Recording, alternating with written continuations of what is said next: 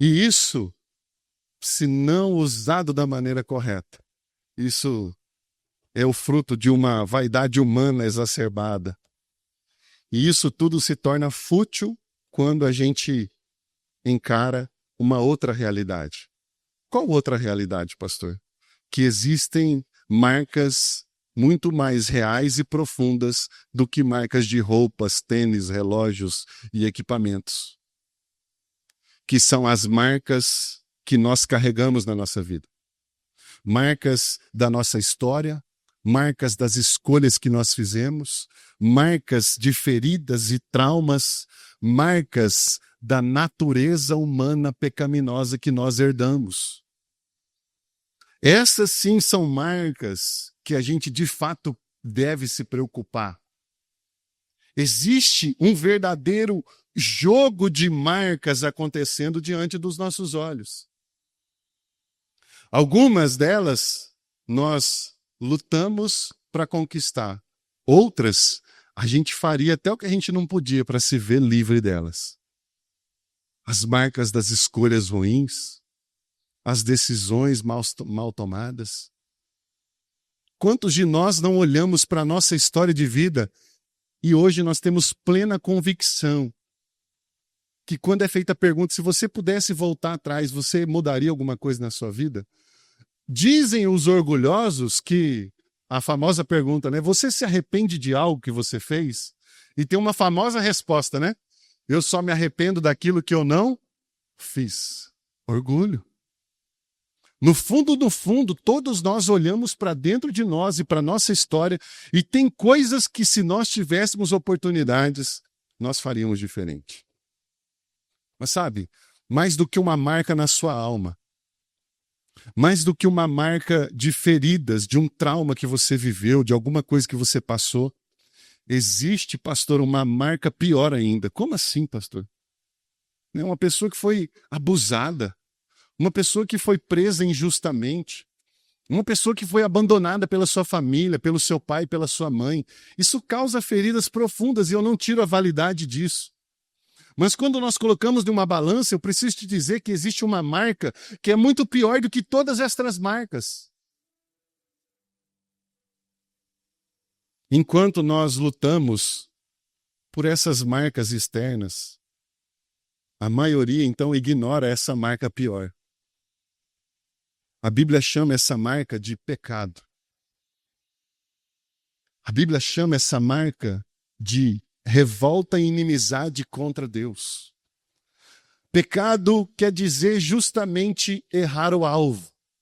A Bíblia deixa muito bem claro que nós somos bons em errar o alvo. Aliás, o salmista registra que em pecado foi concebido pela sua mãe. Assim como por um só homem entrou o pecado no mundo, é isso que a Bíblia fala. O pecado foi herdado por cada um de nós, através da nossa natureza. E essa é a pior marca que nós podemos ter. Talvez você olhe para o seu corpo e você tem cicatrizes. Eu tenho uma aqui, ó, de quando eu era meio vida louca, eu estava empinando uma moto e caí. Eu olho para mim, não tem diferença nenhuma. Mas talvez mais as mulheres, né? Às vezes tem alguma marca no corpo, no rosto, em algum lugar, que gostariam de se ver livre daquela marca. E hoje a medicina está avançada, a gente pode ir, tem uma pomadinha avançada que você está passando, vai melhorando, faz uma cirurgia, coisinha aí baratinha, não é? Qualquer saquezinho na conta vai lá e faz, né, Kenner? Qualquer 13º faz, não é? Então, para muitas marcas, uma empresa quebra, ela muda de marca. Você tem uma marca no seu corpo, você muda de, né, vai lá no médico, faz alguma coisa. Então, para muitas marcas existem soluções, mas a marca do pecado, humanamente, não existe solução para ela. E aqui está o grande contraste, então. As pessoas estão extremamente preocupadas com as marcas que os homens podem ver. E elas estão completamente despreocupadas com a marca que Deus vê, que está patente e nua aos olhos dele. A Bíblia diz que diante dele todas as coisas estão patentes.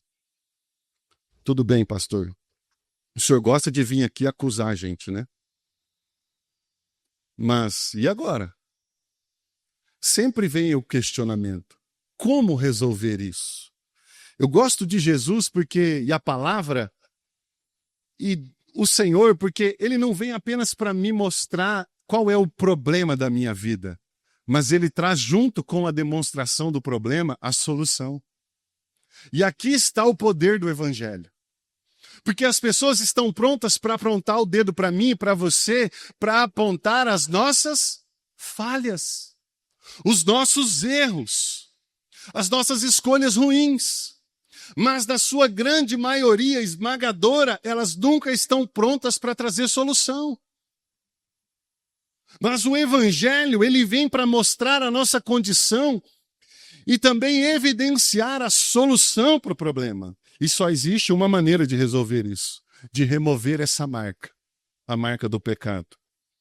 E isso só acontece quando nós somos marcados pelo poder do sangue de Jesus. Olha o que diz Apocalipse no capítulo 1, versículo 5.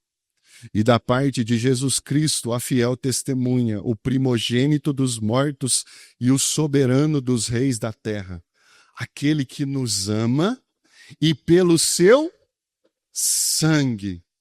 O que ele fez? Nos libertou dos nossos pecados.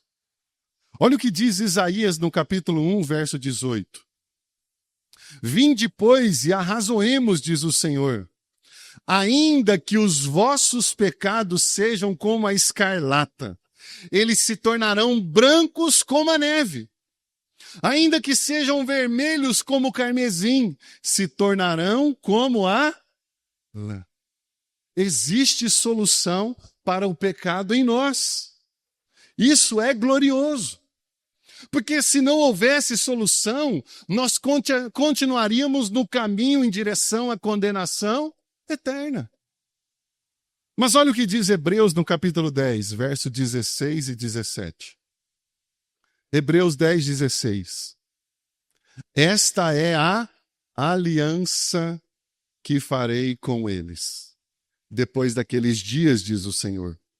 Porei no seu coração as minhas leis e sobre a sua mente as escreverei.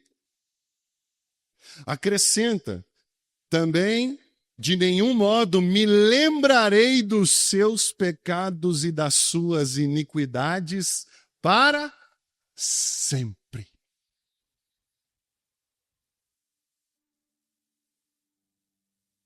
Não me lembrarei dos seus pecados e das suas iniquidades para sempre. Isso é tremendo. Nós estamos falando sobre o verdadeiro Evangelho de Cristo, que não nos apoia na nossa iniquidade e no nosso pecado, muito pelo contrário, ele nos condena. Mas ao mesmo tempo que nos condena, oferece a nós solução. Oferece a nós de que nós sejamos poupados através de uma marca. Você precisa sair daqui nessa noite consciente de que Deus deseja poupar você através dessa marca. Ou seja, a Bíblia, ela não fala apenas de uma marca que condena, mas ela traz a solução e revela uma marca que livra e transforma.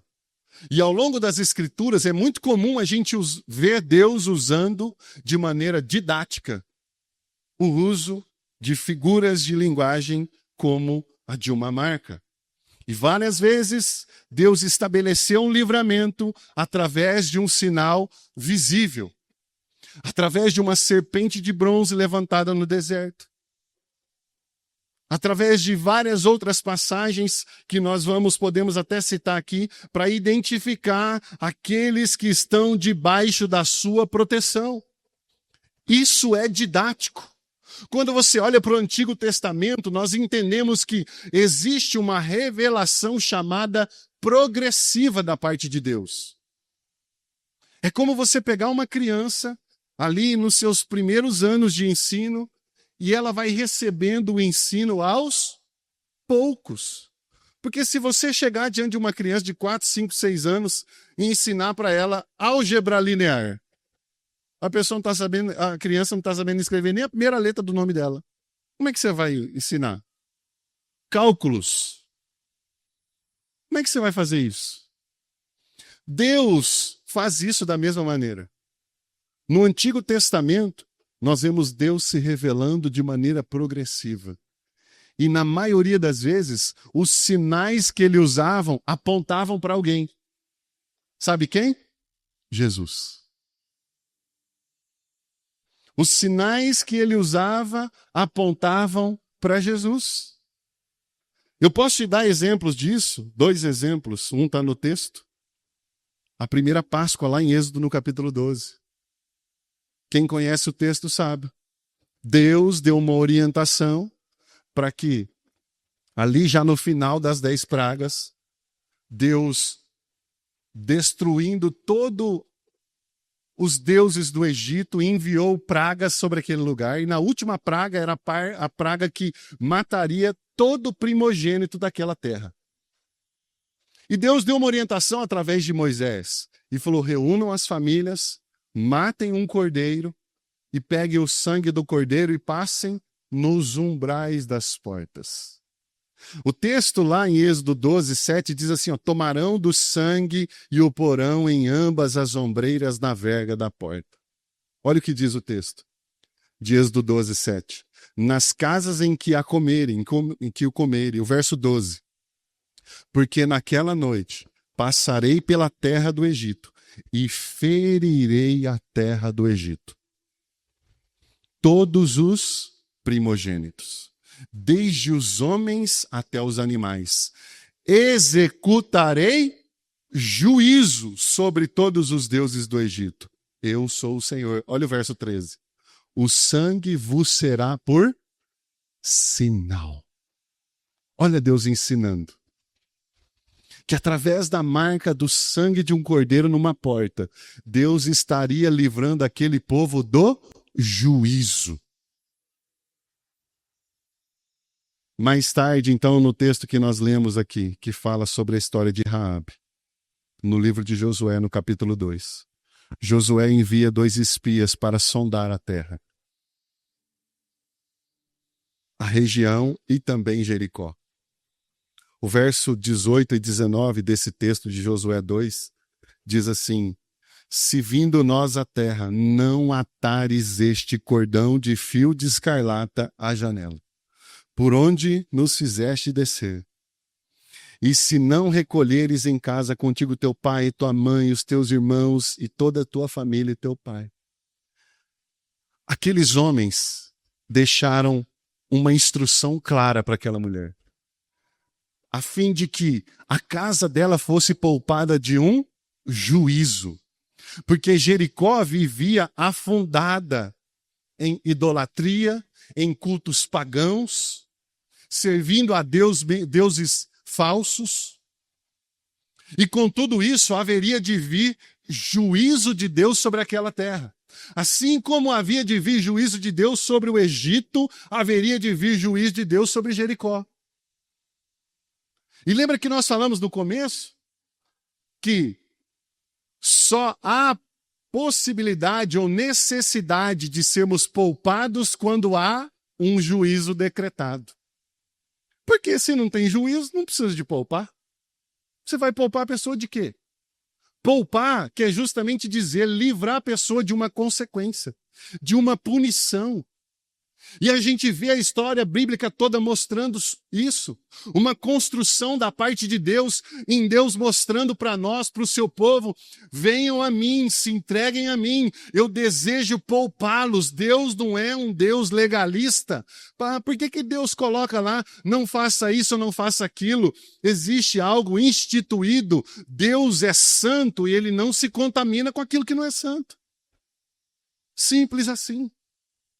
Deus não é masoquista que quer mandar as pessoas para o inferno. Já dizia um pastor amigo meu, Deus não manda ninguém para o inferno. As pessoas vão para lá com as suas próprias pernas. Porque a igreja está aqui anunciando o evangelho para que haja um poupar da parte de Deus sobre a vida das pessoas. Mas as pessoas estão sintonizadas nas marcas dessa terra. A Bíblia mostra os sinais, as marcas. E no Antigo Testamento é interessante a gente ver esses sinais. Uma corda vermelha. Tinha que ser vermelha? Não, tá combinado isso aí, não tá? Tava combinado. Pois é, tava combinado. E tem gente que não crê na Bíblia. Não crê que a Bíblia é a palavra de Deus. Ah, mas a Bíblia foi escrita por homens. Mas ele crê lá que ele nasceu no dia 28 de fevereiro de 83, porque um homem escreveu no papel.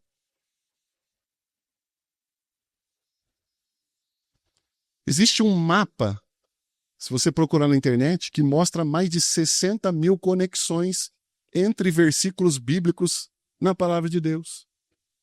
Pessoas diferentes, em tempos diferentes, em formação diferente, em circunstâncias e situações diferentes, com temperamentos diferentes, com histórias diferentes. De repente elas escrevem alguma coisa e quando você junta tudo, tudo está interligado. Tem que ter mais fé do que a gente para crer que isso não é a palavra de Deus. Aquela cidade seria destruída. Mas havia ali uma casa marcada. Diga, marcada. O Senhor deseja marcar a sua vida, a sua casa e a sua família, amém? A palavra de Deus diz assim, crê no Senhor Jesus e será salvo tu e a tua casa. De certa maneira, o que aqueles homens estavam dizendo para aquela mulher, crê naquilo que a gente está combinando aqui, de pôr esse cordão na janela, esse cordão vermelho, não sei por que vermelho, mas eu me lembro do sangue de Jesus. Coloca esse cordão aqui e quando nós viermos, todo mundo que estiver dentro dessa casa será poupado. Raabe foi salva. Interessante que Deus está nos edificando hoje através da vida de uma prostituta. Pois é. O evangelho é para todos. Desde aquele que se acha o mais bonzinho, até uma prostituta chamada Raabe. E se você ler depois lá no capítulo 6 de Josué, você vai saber um pouquinho mais sobre o que aconteceu. E nós estamos falando, então, sobre salvação, sobre ser poupado de um juízo. O que isso tem a ver com esse texto? Tem tudo a ver. Agora, caminhando aqui já quase para o final, eu preciso olhar para esse texto e aprender algumas coisas com ele. Porque parece tudo muito subjetivo, né? Você falar sobre marca, eu tenho a marca do sangue de Jesus. A gente até canta, né? Jesus me marcou. Jesus é o meu Deus. Eu já entreguei a minha vida para Jesus. Mas a gente precisa entender que existe uma consequência na prática daquilo que realmente a gente vive. Porque o fato de uma pessoa usar uma aliança no dedo significa que ela é fiel ao cônjuge dela, sim ou não? Sim ou não? O fato de uma pessoa estar dentro de uma igreja significa que ela realmente foi marcada por Jesus, sim ou não? O fato de uma pessoa estar na academia todos os dias significa literalmente de que a saúde dela está totalmente plena, sim ou não? Quando a gente olha para a palavra de Deus e aquilo que está explícito aqui, e Jesus fala, aquele que ouve estas minhas palavras e as pratica. Esse é o que me ama. É semelhante ao homem que firmou a sua casa sobre uma rocha. Porque não adianta a gente ter carteirinha da Zion, nós não temos carteirinha. Mas ainda que você tivesse. Não adianta se eu postar uma foto sua aqui no culto. Não adianta você repostar algo da nossa igreja na internet. Não adianta. se você não foi marcado no seu coração pelo sangue de Cristo. Porque a gente vai olhar para esse texto e nós vamos ver fundamentalmente algumas coisas que são consequências daquilo que a gente diz que crê.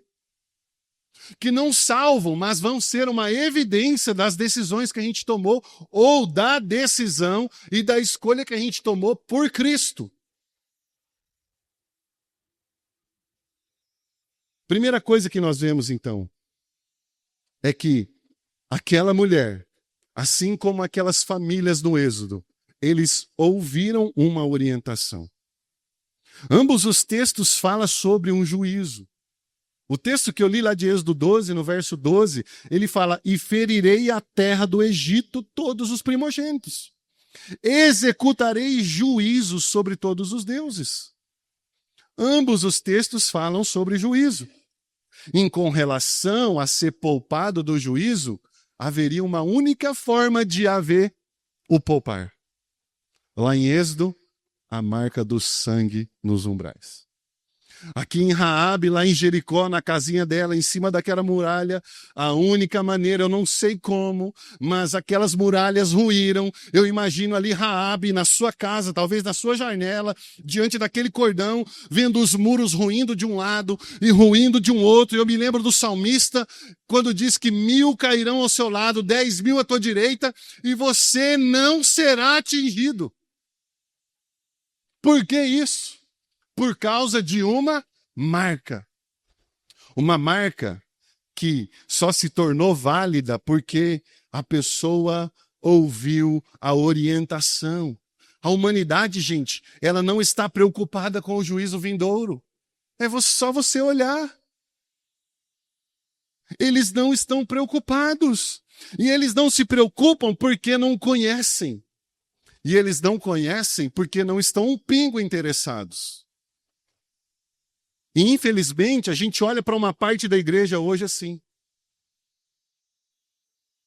Falamos cada vez mais de uma parte da igreja que cada vez mais conhece menos a Bíblia.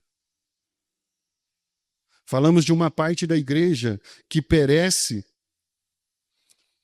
por falta de conhecimento. E que não só perece, mas parece não se interessar com o que Deus está dizendo.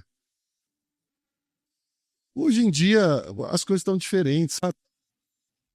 Eu me converti em 2003. Eu era bem criancinha. Estou brincando. Vocês acreditaram, né? Quase 23 anos de convertido. E eu me lembro da época em que eu não faltava um culto. E não é porque tinha ninguém pegando no meu pé, não. É porque eu entendia o que era cultuar a Deus. Hoje em dia, não pode ter um jogo do Flamengo que a pessoa não vem no culto. Desculpe os flamenguistas. Fique em casa para sofrer, né? Corintiano, tem corintiano aqui ou não? Não se manifeste. Não levanta a mão para expulsar. Ô, gente, as pessoas hoje por qualquer coisa não vão mais na igreja. Eu ouvi uma frase essa semana, eu não lembro se eu falei para vocês, que quem deixa de frequentar a igreja por nenhum motivo, logo terá um motivo para não voltar para a igreja. Existem abusos, existem pastores ruins. Eu não sei que o povo está surpreso, Jesus falou disso, dos falsos mestres. E as pessoas não estão nem aí. Sabe, essa igreja, quando conhece, ela não se relaciona, é uma coisa teórica. Sabe, é um momento de louvor que, como eu disse para vocês, eu sinto a presença de Deus aqui no momento de louvor, e é isso que eu tenho orado, para que Deus toque o nosso coração. Eu vou numa igreja que não tem grupo de louvor. Você vai na igreja que não tem grupo de louvor, sabia? E o culto está acontecendo. Pois deixa eu te falar que quando eu cheguei aqui, quando a gente ia começar com os cultos, me vinha na minha cabeça, como que eu vou fazer culto sem o pessoal do louvor? E Deus falou, você vai fazer o culto sem o pessoal do louvor. Eu não estou dizendo que não ter o louvor não é importante. É bom que a minha equipe de louvor, quando vier, já sabe que se pisar na bola, eu ponho um vídeo para tocar aqui. Sabe, a gente precisa sair da teoria evangélica e entrar no relacionamento com o Pai. Como diz o pastor Carlito Paz, é menos face e mais face. Essa semana eu falei com a Ana. Eu falei, filha, o pai tem percebido quanto a rede social tem abortado o relacionamento do pai com Deus. E tem deixado eu mais ansioso. Pastor,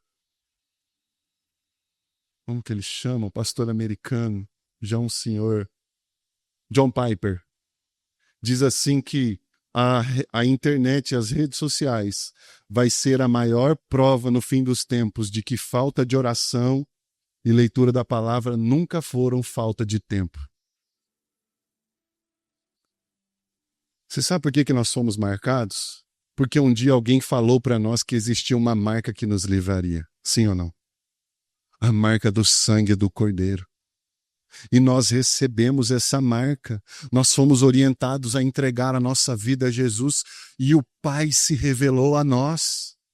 E aquela separação, a barreira da inimizade, o véu que separava não existe mais. A Bíblia diz que quando Jesus morre naquela cruz, naquele exato instante, a terra se escurece, o véu do templo se rasgou de alto a baixo, simbolizando claramente o livre acesso ao Pai. Por que antes não podia? Por causa do pecado do homem. Eu gosto de olhar para o Antigo Testamento e ver o sangue de animais sendo posto como medida provisória.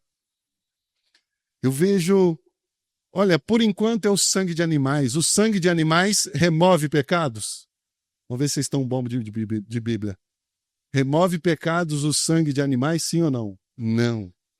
A Bíblia diz é impossível que o pecado seja removido através do sangue de animais. Mas como que Deus estabelece a sua comunhão no Antigo Testamento? No derramamento do sangue de animais, o desejo de Deus ter comunhão comigo e com você, com aquele povo no Antigo Testamento, era tão grande, que era como se Deus, lembra na pandemia, que uma pessoa às vezes tinha Covid, e às vezes eles colocavam uma cortina aqui de plástico, e um lugar para pôr os braços, para poder abraçar, lembra? É como se Deus estivesse colocando uma luva nas nossas mãos para poder pegar na gente.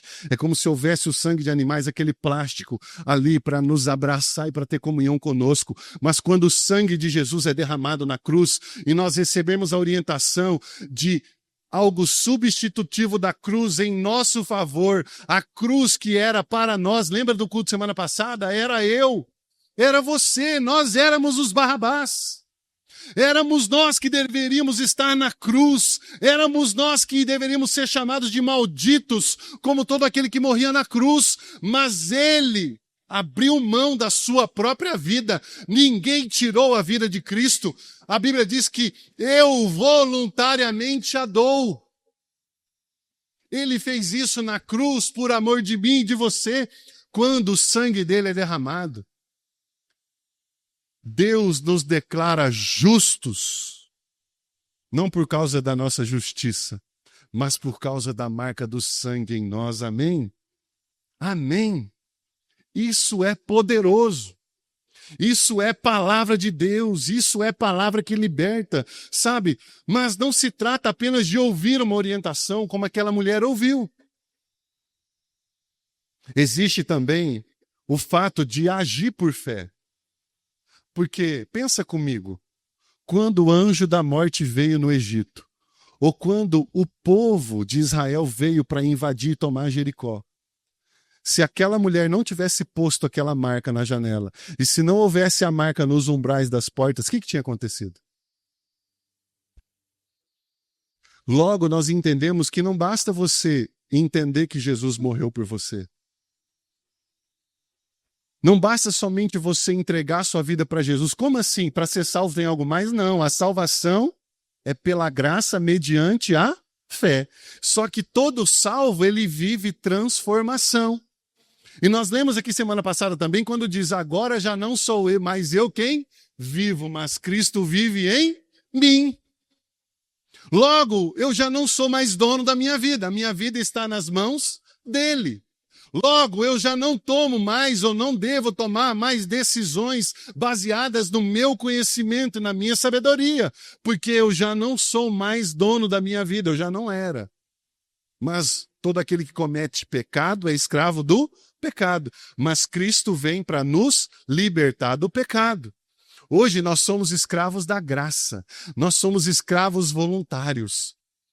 Eu gosto de uma frase de um pastor amigo meu que diz assim que Deus é o único que nos faz tão livres, tão livres, tão livres, que nós somos livres até mesmo para abandoná-lo. Mas não basta apenas ouvir, deve-se haver uma ação por fé. Aliás, a marca sempre foi uma questão de fé.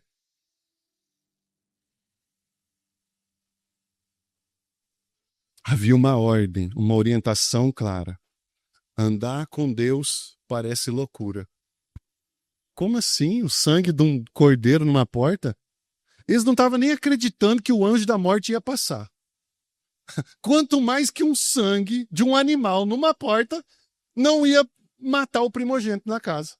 Você entende a fé? Você entende que Raabe, quando ouviu uma instrução, ela foi fiel à instrução que ela ouviu? Porque quando a gente caminha com Cristo, não é só caminhar com Cristo virtualmente, é literalmente. As pessoas, elas vão olhar para nós e zombar de nós. Ah, mas você vai na igreja? Por que eu estava falando aqui que o fato de você estar na igreja não quer dizer que você é salvo? Porque tem um monte de gente assim nas igrejas. Tem pastores assim nas igrejas. Tem líderes. Tem de tudo quanto é tipo que você imaginar. Ditos evangélicos. Ditos cristãos. E nós precisamos caminhar como discípulos. E entender que a salvação, ela traz uma transformação na nossa vida. E aí, às vezes, a pessoa ela quer ser um crente James Bond. 007. Tem música do James Bond aí? Não precisa pôr não, tô brincando. A Ana já ia pôr ali. Porque ninguém pode saber que você é crente. Não. Rapaz, mas ô Natan, eu vi, hein, um dia você chegando de carro lá na frente do cemitério. Não, eu só passei lá, um amigo meu e tal, eu só passei lá.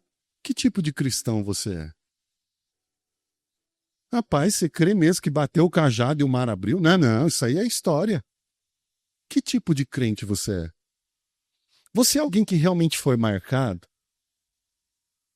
E por último, eu preciso te dizer que quando você vai lá para Tiago, Tiago vai falar muito sobre as obras. E hoje estão tentando construir uma imagem sobre a igreja verdadeira e não sobre a falsa igreja. Eu não estou falando do falso evangelho, estou falando do evangelho verdadeiro. Por quê? Por causa dos pastores abusivos, dos ministérios abusivos, eles induziram as pessoas a viver uma vida de escravidão ministerial, a viver uma vida de ativismo religioso. E eu preciso te dizer que ativismo religioso não tem nada a ver com relacionamento com Cristo. E às vezes as duas pessoas estão fazendo as mesmas coisas. Entenda, elas estão fazendo. Mas uma está vivendo um ativismo religioso e a outra está tendo um relacionamento com Cristo. Ah, mas as obras não salvam. Não salvam mesmo. Mas as obras são uma consequência da fé que a gente diz que tem. E Tiago fala assim, ó, não existe fé sem obras. Tiago fala, eu vou te mostrar uma fé que tem como consequência obras. Você está entendendo o que eu estou dizendo? Você está entendendo o que é a gente colocar a mão na massa, a mão no arado e se entregar para fazer a obra de Deus, não porque, em primeira instância, porque o pastor Anderson pediu, não porque eu estou na escala na igreja, não porque eu tenho uma célula em casa, não. Em primeira instância, porque você entendeu que o que Cristo fez na cruz é impagável. E a gente precisa entender que aquilo que é loucura para os homens, para nós é o poder de Deus. Porque a palavra de Deus é loucura para os homens, mas para nós é o poder de Deus. Amém? Deus nos chama a um alinhamento. E deixa eu te dizer uma coisa. Eu tô para ver uma vida mais pesada do que a vida de um religioso. Uma pessoa religiosa, tudo está pesado para ela. E volto a dizer, você vai ver duas pessoas fazendo a mesma coisa. E para uma, está tudo bem. Ela tem equilíbrio, ela tem bom senso, mas ela tem relacionamento com Deus. Ela tem tempo para a família, mas ela tem tempo para a obra de Deus. Ela tem tempo para trabalhar, e ela precisa ter tempo para trabalhar, mas ela também tem tempo. Você entende que não existe viver uma vida cristã desatrelada a uma vida de obediência. O último ponto é justamente esse. Eu tenho uma frase que eu sempre digo: a obediência inevitavelmente trará os seus frutos. A nossa obediência agrada ao coração de Deus. A nossa fé em ação é nada mais, nada menos do que obediência. O texto que eu citei de Jesus dizendo, fala sobre isso. Aquele que ouve as minhas palavras e as pratica. O salmista registra: guardei no meu coração a tua palavra para não pecar contra ti. Aí é interessante a gente falar sobre isso, porque cada vez mais nós vemos uma igreja desconectada da obra. Então, existe uma visão consumista da igreja, onde você tem, e nós temos aqui 4 ar-condicionados para deixar fresquinho para você. Não é?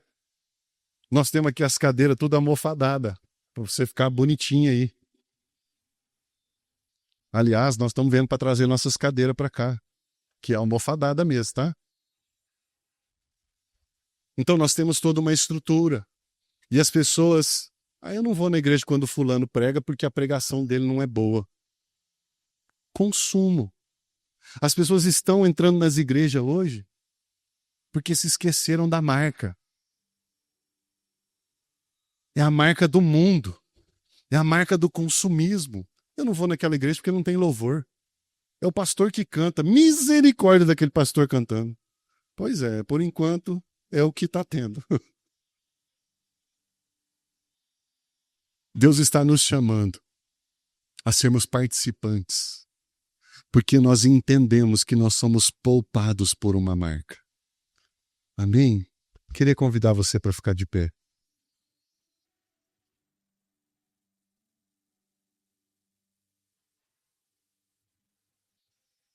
Aquelas pessoas, elas creram e se posicionaram. Não adianta só ouvir, não adianta só dizer que acredita. A fé, gente, ela sempre vem acompanhada de uma ação e de evidências. A fé verdadeira, indiscutivelmente, acompanha obediência. Você crê de verdade? Até onde você está disposto a ir para Jesus?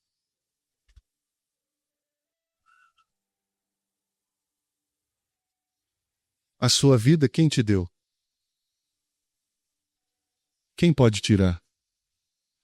Deus. Os seus dons, os seus talentos, quem te deu?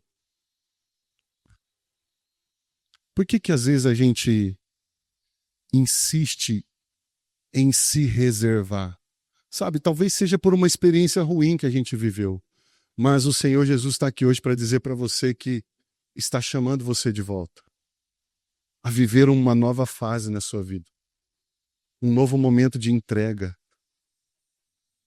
Nós estamos vivendo isso como igreja. Eu louvo a Deus pela vida de cada um de vocês, né? Semana passada eu não vou falar de vocês aqui, tá? O Natan já está um pouco tempo aqui com a gente, mas já está, né? E nós somos felizes. Eu sempre falo da Dona Agostinha. A Dona Agostinha está com a gente desde a primeira reunião. A Kênia veio depois, o Natan chegou depois. Existem algumas pessoas que passaram e não ficaram, como acontece em toda igreja.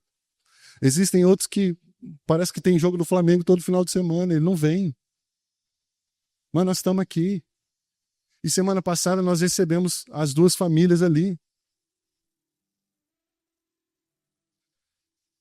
Sabe, eu coloquei minha vida financeira em xeque por causa de vocês semana passada, viu? Sabia ou não? Então vocês ficam sabendo. Nós saímos daqui, eu falei assim, hoje nós vamos comer uma pizza para comemorar que teve visitante na igreja. Ai, eu preciso te dizer que viver com Jesus é uma coisa muito boa. Eu não sei quanto tempo eu vou ficar aqui. Como assim, pastor? O senhor vai embora? Eu não sei nada da minha vida. Eu sei de uma coisa. Deus nos trouxe para cá, para nós estabelecermos aqui uma igreja. Eu não digo aqui nesse local, porque amanhã talvez a gente mude. Mas Deus nos trouxe para essa terra, para nós, o que nós estamos estabelecendo? Nós estamos estabelecendo uma igreja. A igreja é um organismo vivo. E a igreja, ela só é igreja conosco. O prédio não é igreja. Você não é igreja sozinho. Nós somos a igreja juntos. Amém? Você é o tentáculo, o braço da igreja que vai chegar onde o Natan não chega. Onde o pastor não chega. Você tem um dom e um talento que eu não tenho. Talvez você sabe cantar e está sofrendo aí à toa. Que você canta melhor do que eu, poderia chegar e falar comigo. Né, Natan? Ô pastor, acho que eu canto um pouquinho melhor que o senhor. Eu vou doar o meu talento para ajudar aí um pouco. Eu estou falando, isso é sério, isso é igreja, gente. Isso é família. Tem um que cozinha bem. Tem o outro que, sabe? Nós temos dons e talentos diferentes. Por que Deus estabeleceu dons e talentos diferentes? Porque nós somos marcados para um propósito. Nós somos poupados por uma marca que nos traz para viver um propósito. Para ser igreja. Para edificação da igreja. Para ganhar vidas para Jesus. E eu tenho certeza que o dia que eu estiver diante de Jesus, eu tenho convicção, eu não tenho dúvida, que eu vou ser tomado por uma consciência tão grande, de um sentimento de que eu poderia ter feito mais. Eu poderia ter me doado mais, eu poderia ter usado mais os meus talentos pelo reino. Tira da sua cabeça a ideia de que você serve pastor. Pastor está aqui hoje, amanhã não está mais. Você precisa assumir a sua aliança com Deus. Porque você foi poupado por uma marca. Amém? Feche os seus olhos. Eu quero te dar, enquanto essa canção canta, um minutinho para você adorar o Senhor, para você renovar a sua aliança.